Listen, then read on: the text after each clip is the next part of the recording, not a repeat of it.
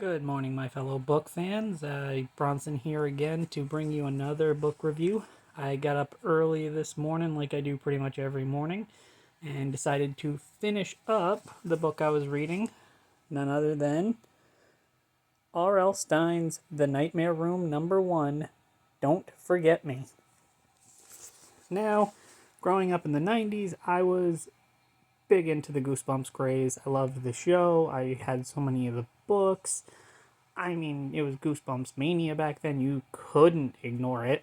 But yeah, so R.L. Stine is kind of in the forefront of most people's minds nowadays when it comes to reading, as being the guy who kind of was he held the door open for a lot of horror fans because while not being overly scary and shocking, sometimes he could give you a good creep or two.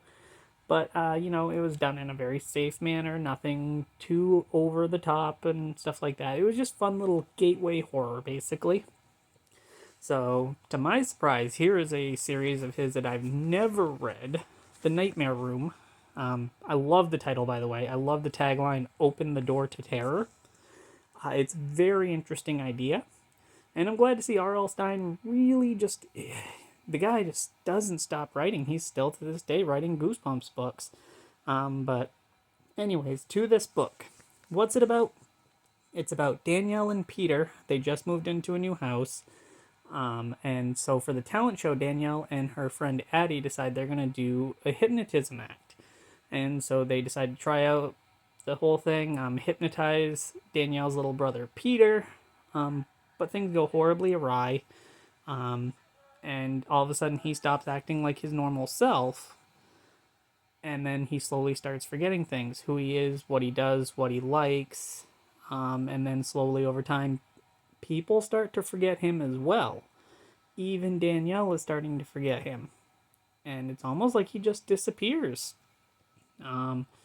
Which eventually he does. Spoiler, it does kind of happen. But I'm not going to get into the ending. But what can I say? It's a very creepy concept. Imagine if everything you knew, the people that you knew in your life, all of a sudden vanished and nobody had any recollection of it. It's a very scary concept, and honestly, this seems like it's a little bit more of a mature read than Goosebumps is.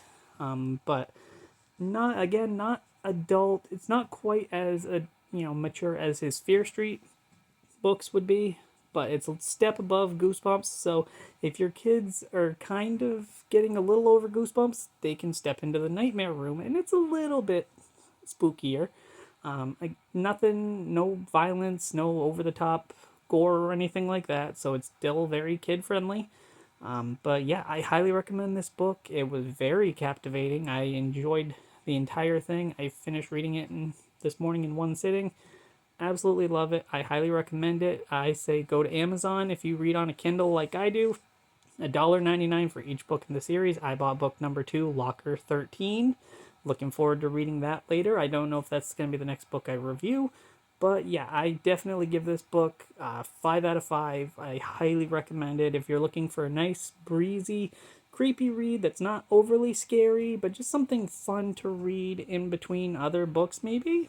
But I highly recommend you check it out. And thank you for tuning in again, and I look forward to giving you more reviews later.